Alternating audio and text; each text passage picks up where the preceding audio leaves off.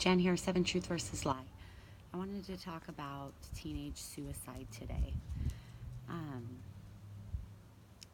it's getting to the point now where it happens so often that I feel that we're becoming numb, which is highly concerning to me as a mother, um, as a person who knows what that feels like directly, um, as a society, and on a whole lot of other different levels.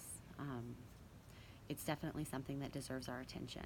And it deserves far more attention than we're giving it at this given moment. And as I was developing Seven Truth versus Lie, this was really heavy on my heart, this particular area especially. And I think it's important that when you're trying to promote change, you go about it in a very different way.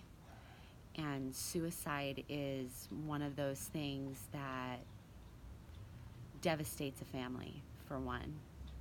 And for two, it's one of the most scrutinized things as well, because there's an instant layer of guilt placed on those who knew the person that committed suicide. And in some way, shape, or form, there is a level of judgment that comes that's, you know, salt on a wound. It's cruel, but it is the reality, unfortunately, that we're in. And as far as change goes in the direction of teenage suicide, I'm hoping that maybe we can change the way that we look at it as well, and the way that we can prevent it.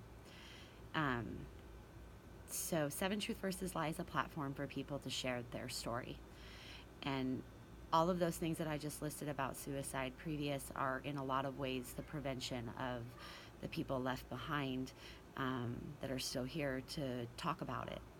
And in huge amounts, there's no signs. And if there are, you don't see them. So I'm asking for you who knows that to do the direct opposite of what everybody expects you to do. Change. Change comes from change. You have to change the way that you do things if you want to see change. It's just the forcible way of change. It's just the way that it is. So, Seven Truth versus Lie is asking for those of you who've lost a child to share your story. Stretch yourself out of your comfort zone.